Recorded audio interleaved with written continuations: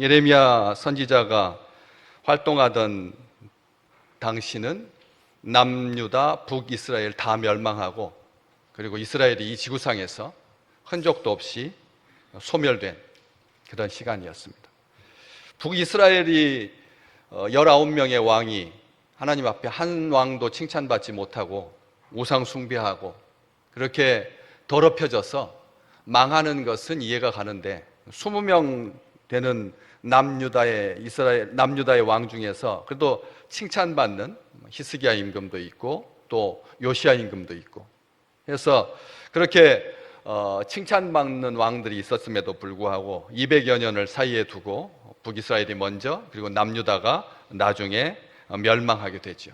북이스라엘은 아수르에게 끌려가고 남유다는 바벨론에게 끌려가서 이 지구상에서 완전히 2000년 가까운 1974년도에 이스라엘이 독립할 때까지 이스라엘 백성들은 이 지구상의 역사에서 없어지고 말았습니다. 그런 당시 그때 사람들은 그래서 이렇게 말하곤 했죠. 하나님께서 옛날에는 우리 조상들에게 은혜를 베푸셔서 애굽의 압제, 애굽의 칼에서 구원하셨지만 지금은 아니다라고 생각했습니다. 하나님이 계신지 안 계신지 모른다라고 하는 그런 말이죠.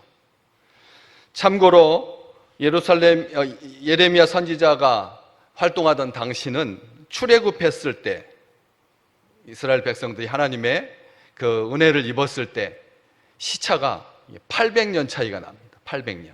800년이 지났으니까 하나님에 대해서도 가물가물할 뿐만 아니라 하나님께서 진짜 우리를 사랑하고 계시는지, 하나님께서 지금 우리에게 은혜를 베푸는지 상당히 의문을 가질 수밖에 없었습니다. 대부분의 사람들이 이 정도의 시간, 800년이라고 하는 시간이 지나면 저도 아마 그렇게 말할 것입니다. 모든 인류의 역사가 동일하게 하나님에 대해서 이렇게 말할 것입니다. 하나님의 약속은 유효합니까?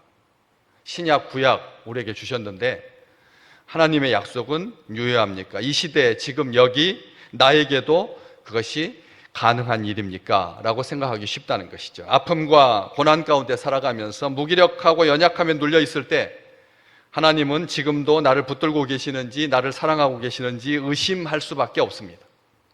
기드온처럼. 사사기 6장 13절 말씀. 오 나의 주 여호와여, 여호와께서 우리와 함께 계시면 어찌하여 이 모든 일이 우리에게 일어났나이까? 또 우리 조상들이 일찍이 우리에게 이르기를 여호와께서 우리를 애굽에서 올라오게 하신 것이 아니냐 한 그 모든 이적이 어디에 있나이까? 이제 여호와께서 우리를 버리사 미디안의 손에 우리를 넘겨주셨나이다. 기드온이 사사로 부름받을 때 하나님의 사자가 와서 그를 통해서 이스라엘을 구원할 것이다 라고 하는 그 약속의 말씀을 주셨을 때 볼멘 소리로 기드온이 하나님께, 우리와 하나님께서 함께 계신다면 어찌해서 우리가 이렇게 미디안 사람들의 손아귀에 사로잡혀서 이렇게 비참하게 지나고 있는 겁니까? 했다는 것이죠. 참 성경은 우리를 대신해서 이렇게 하나님 앞에 절규해 주는 사람이 있어서 다행입니다. 하나님이 우리를 사랑하신다면 지금 이 이해할 수 없는 고통, 이 이해할 수 없는 비참한 상황, 이 현실은 도대체 무슨 일입니까? 누군가 그러더라고요. 목사님 코로나 시작될 때 3개월 뒤면 소멸될 거라고 하셨다고. 예언하셨는데 3개월은커녕 3년이 다 돼가는데도 여전합니다. 한번 설교를 다시 한번 돌려서 들어봐야겠어요. 내가 분명히 3개월 뒤에 코로나가 종식될 것이라고 했는지. 그래서 이 코로나가, 그러니까 안타까운 거죠. 코로나가 도대체가 끝날 것 같으면서도 계속되니까. 그래서 해수욕장에서는 다 마스크 벗고 일상으로 돌아간 것 같은데 하루에도 10만 명 가까운 사람들이 계속 확진되고 있어서 여전히 불안하고, 이런 상황 속에서 이게 도대체 무슨 일입니까? 이게 무슨 사랑입니까? 우리는 사랑받고 있지 못합니다. 우리는 버림받았습니다. 사랑받았다라고 하는 느낌이 없습니다. 이것은 사랑이 아닙니다. 저주입니다. 심판입니다. 하나님의 사랑에 대해서 불평하고 원망하고 의심할 수밖에 없다는 것이죠. 우리가 생각하는 사랑은 어떤 사랑인가요? 우리가 지금 현재 말하고 있는, 우리가 경험하는 사랑이라고 하는 것이 도대체 뭡니까? 이 지상에서 하나님께서 우리를 사랑하신다. 영원한 사랑으로, 오늘 3절 말씀, 옛적에 여호와께서 나에게 나타나사 내가 영원한 사랑으로 너를 사랑하기에 인자함으로 너를 이끌었다. 이렇게 하셨는데, 옛날에 그렇게 말씀하셨는데, 그 영원한 사랑은, 하나님의 영원한 사랑은 이게 문자적으로만 기록되어 있을 뿐이지 현실 속에서 가당키나 한 일입니까? 우리가 경험하는 사랑이라고 하는 것이 하나님의 사랑을 느낄 만큼 그렇게 풍성하지도 온전하지도 절대적이지도 객관적이지도 주관적이지도 못하니까 사람들이 하나님의 사랑에 대해서 의심하는 거죠. 쉽게 변하고 흔들리고 아파하고 절망하고 포기하고 체념하면서 사랑이라고 하는 것이 고작 이 정도인가? 이런 생각을 우리의 삶에서 뼈저리게 느낍니다. 도대체 가장 사랑의 총알하고 일컬어지는 부부간의 관계도 이 모양인데, 부자 간의, 부녀 간의, 부모와의 자식과의 관계도 예전처럼 같지 않은데, TV에 나왔잖아요. 쓰레기통에다가 아이를 버리고 가는 그런 영상으로 너무나 충격적이지 않습니까? 그래서 중국에서 찍은 영상인데, 도대체 버리고 가니까 주변에 있던 사람들 얘기 우러나가지고 그 쓰레기통에서 얘기를 주워가지고 신고하고, 그까지 붙잡히고, 영상에 다 잡혀 있어서 붙잡혀가지고, 왜 그런 남편 때문에 아침에 부부싸움 해가지고 신경질 나서 얘기를 버렸다는 거예요. 쓰레기통에다.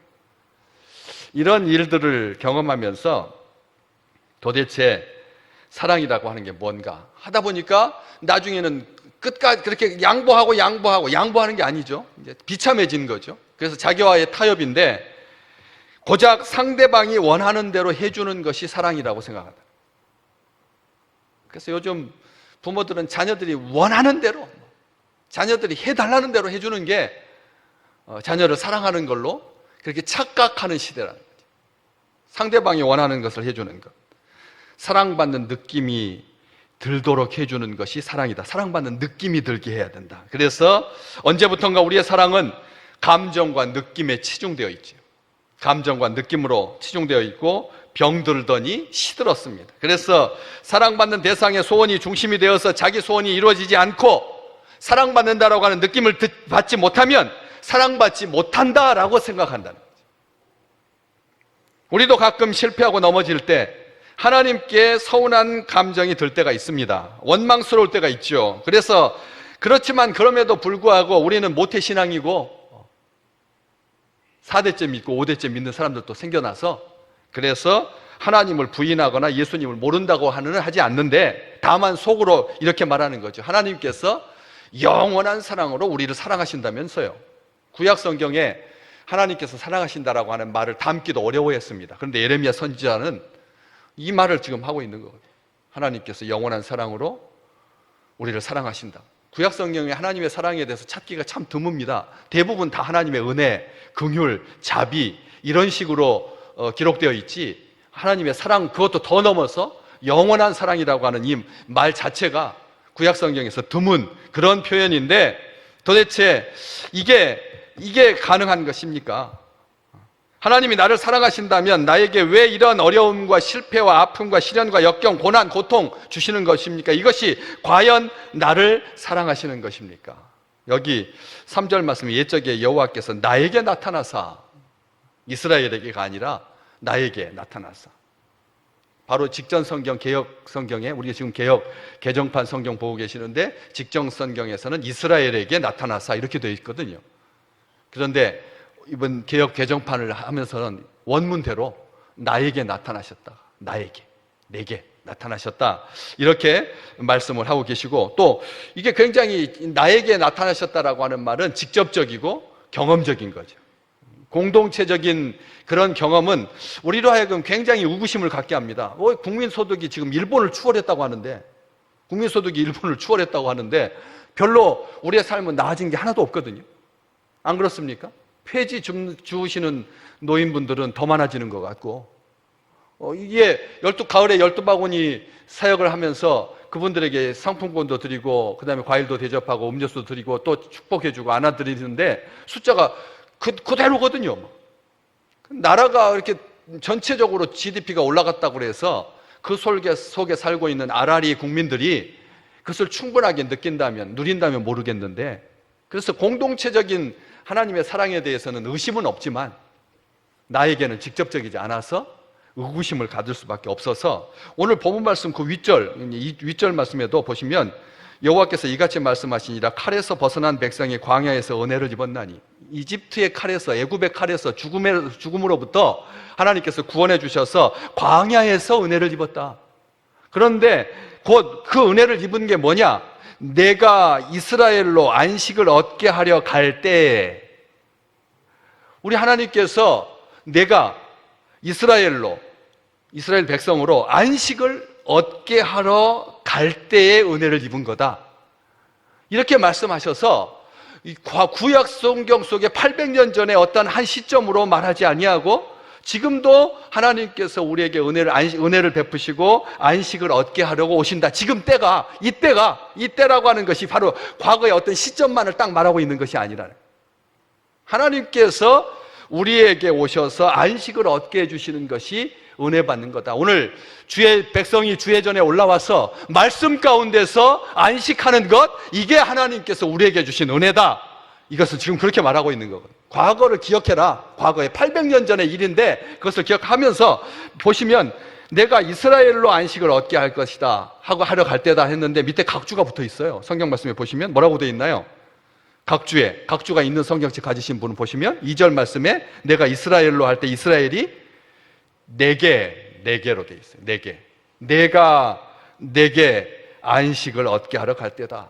이렇게 말씀을 하고 계십니다. 다시 말하면 이스라엘 백성들이 누구라는 거예요? 하나님이라는 겁니다. 나라는 겁니다.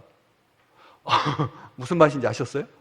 이스라엘 백성들, 내가 이스라엘에게 안식을 얻게 하러 갈 때다. 이렇게 말씀하셨는데 그 이스라엘을 네개라고, 이게 번역이 호환이 가능하다는 말입니다. 그렇죠? 안 그렇습니까? 자녀는 나인 거죠.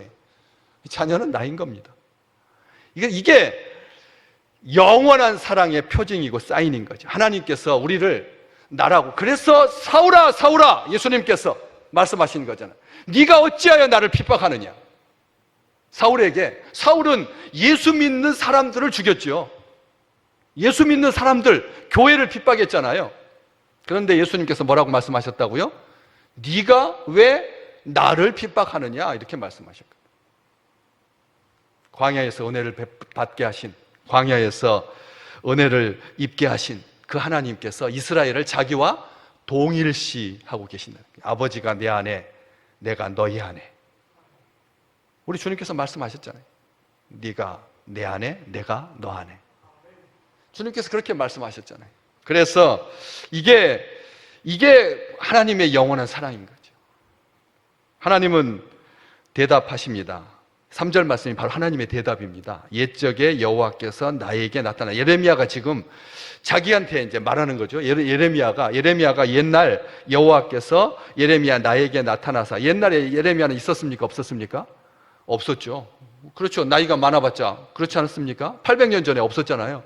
그런데도 불구하고 옛적에 우리는 하나님께서 나에게 나타나신 사건을 내가 굉장히 힘들었을 때, 모래 위에 그 난관을 겪기 위해서 그 고난의 현장에서 나 혼자 고군분투하고 있을 때 발자국 하나밖에 남아있지 않고 그 발자국은 내 발자국이라고 생각하는, 하나님은 어려울 때도 나 혼자서 그거 역경을 헤쳐나가라고 그냥 지켜봐만 주시는 그런 하나님으로 생각하기 쉬운데, 그때 그 발자국은 누구 발자국이라고요?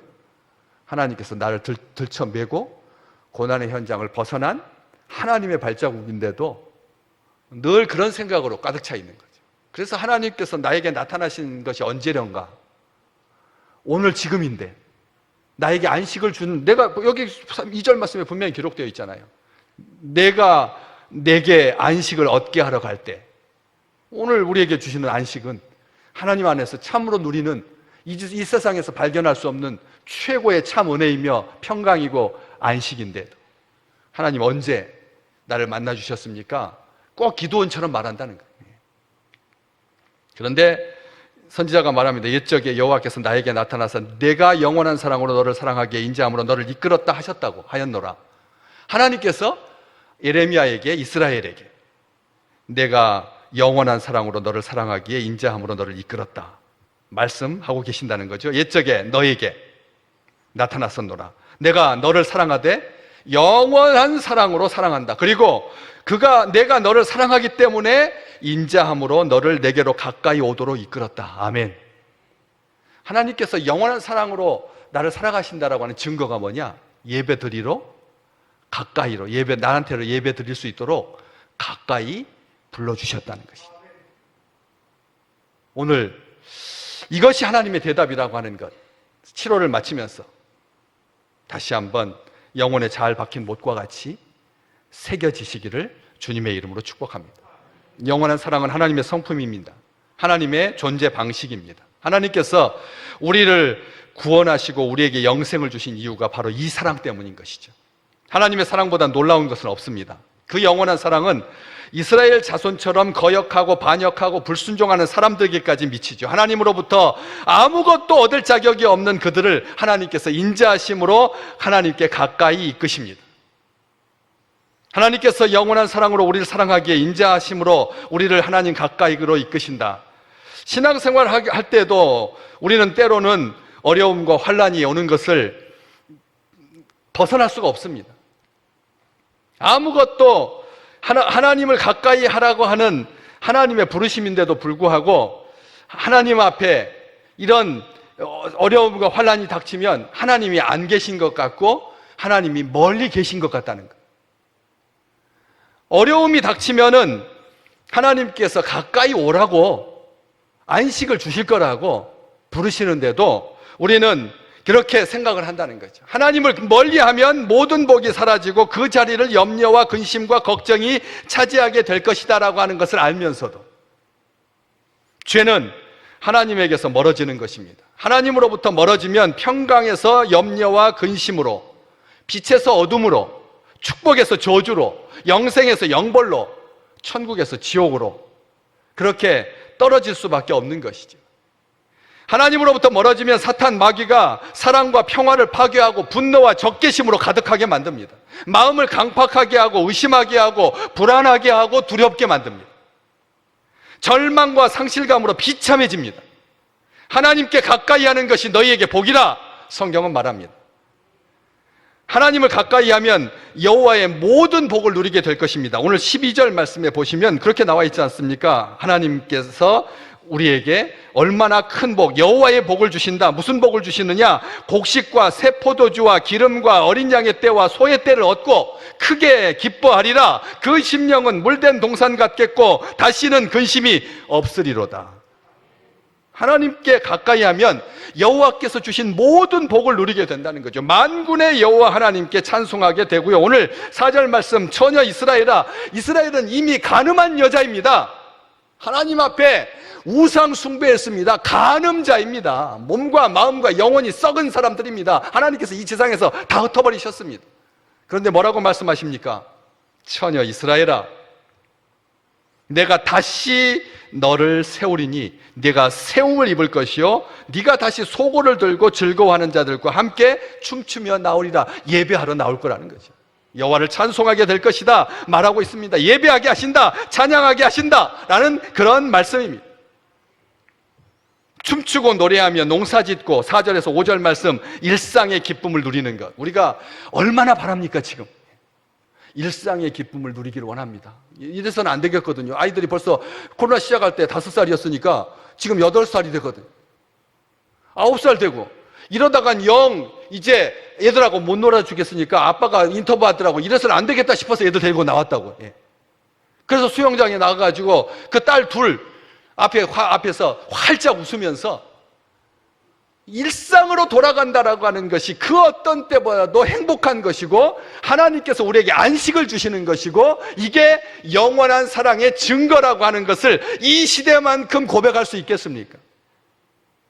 여기 그렇게 기록되어 있습니다. 심지어 우상 숭배로 얼룩져 있었던 북이스라엘 에브라임 산에서도, 오늘 6절 말씀이 그거거든요. 이게 지금 10절, 19 뒤로 전반 이상까지가 다 이 북이스라엘에 대한 예언입니다. 북이스라엘, 특별히 북이스라엘을 염두에 두고 18절 말씀에 에브라임이 스스로 탄식함을 내가 분명히 들었노니, 북이스라엘, 에브라임 지파, 북이스라엘 이야기를 말하고 있는데 그 북이스라엘 에브라임 산에서도 참된 예배가 회복될 것이다. 산 위에서 파수꾼이 외치는 날이 있을 것이다. 산 위에서 파수꾼은 뭐라고 외쳐야 합니까? 적이다 라고 외쳐야지. 산 위에 경계를 서는 파수꾼은 가장 온전하게 외치는 것이 적이 왔다, 침입에 대비하라, 준비하라, 전쟁을 준비하라. 이게 파수꾼의 외침이어야 되잖아요. 그런데 거기 6절 말씀 보십시오. 뭐라고 외친다고요? 너희는 일어나라, 우리가 시온에 올라가서 우리 하나님 여호와께로 나아가자 하리로다. 아멘. 지금이 예배 드릴 때입니다. 지금이야말로 하나님께 나아가서 하나님의 영원한 사랑을 붙들 때입니다. 이걸 기억하셔야 됩니다. 우리가 코로나 끝날 때쯤 얘들 데리고 예배 참석할 것 같습니다. 코로나 끝날 때쯤. 그랬더니 만약 그랬다가 했다가는 10년 이내에 우리 어린 세대가 다 장성한 다음에 언제요? 언제? 이 하나님과의 관계 회복, 예배의 회복이 모든 회복을 견인한다라고 하는 것을 믿으시기 바랍니다. 예배가 회복되는 것이 모든 회복을 이끈다는 거예요. 모든 회복을 열어제치는, 모든 가능성을 열어제치는 일상으로의 그런 기쁨으로 돌아가게 하시는 하나님의 은총인 것이죠. 하나님은 결코 죄악을 남겨둔 채 그 위에 하나님의 나라를 세우시지 않으십니다. 하나님께서 인자함으로 너를 이끌었다. 그 인자함, loving kindness. 인자함은 사랑입니다. 친절한 사랑인 거죠. 하나님께서 그 인자심으로, 영어 성경에서는 그 인자함을 loving kindness라고만 번역하는 것이 아니라 자주 unfailed, unfailed, 실패하지 않는 사랑이라. 실패하지 않는 사랑이에요. 하나님은 결코 자기 백성들을 이끄시고 자기 백성들에게 안식을 베푸시는 그런 영원한 사랑에서 실패한 적이 없으시다. 오랜 시간 지나고지도 말고요, 잠시 뒤에, 조금 뒤에 이 지금 전염병의 시대를 회고하면서 여러분 뭐라고 말하실 겁니까? 하나님은 당신은 실패하셨습니다. 나는 예배에 실패했나이다. 이렇게 말하실 겁니까? 아닙니다. 다들 이렇게 말할 것입니다. 예수 그리스도의 은혜로다. 하나님의 은혜였다라고 말하지, 이 시기를 실패했던 시간, 우상에게 굴복했던 시간, 잠시 하나님을 떠났던 시간이라고 말하지 않을 것이다. 우리는 이 한 가지를 잊지 마시기 바랍니다. 그래서 하나님께서 이스라엘의 회복을 이루시는 것은 그들이 의롭기 때문이 아닙니다. 하나님께서 의롭다라고 인정해 주셨기 때문에 그런 거죠. 죄를 용서해 주시고 가까이로 이끄셨기 때문에, 그 하나님의 그 이끄심, 그것 때문에 이스라엘 백성들이 회복한 것이고 오직 하나님의 사랑으로 말미암은 전적인 은혜였다라고 하는 것을 오늘 말씀은 우리에게 분명히 말씀해 주고 계시는 것입니다. 우리가 가장 인색한 사랑조차도 주저했을 때, 우리 주님 앞에 가장 인색하고 옹졸한 그 사랑도 우리는 조금 아껴둡니다.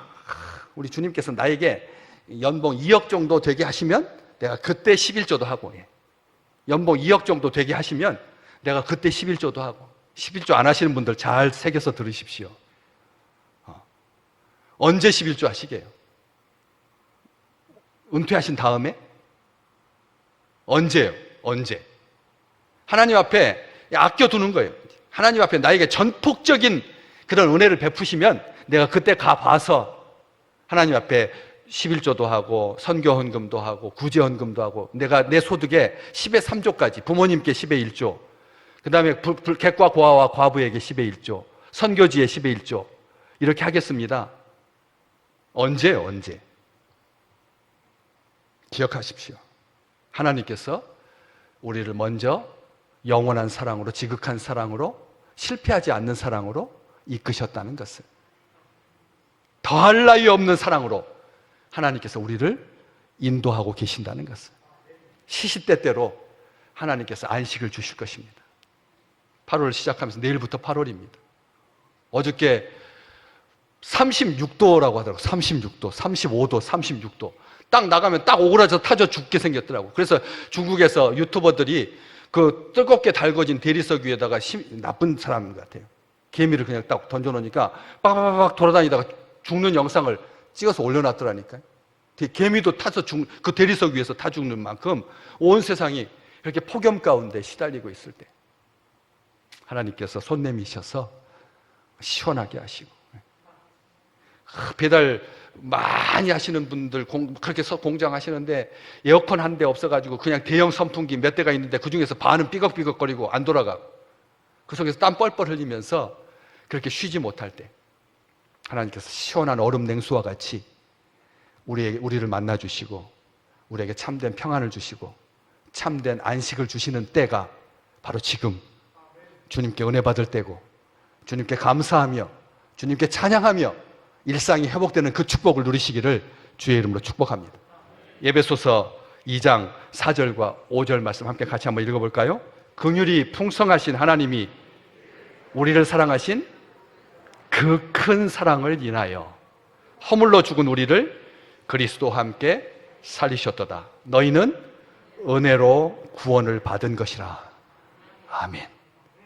그 큰 영원한 사랑이 우리 믿음의 백성들에게 8월 한 달 풍성하게 임하셔서 참된 안식을 누리고 하나님을 예배하고 하나님을 기뻐하고 하나님 안에서 행복한 귀한 주의 백성들 되시기를 주의 이름으로 축복합니다.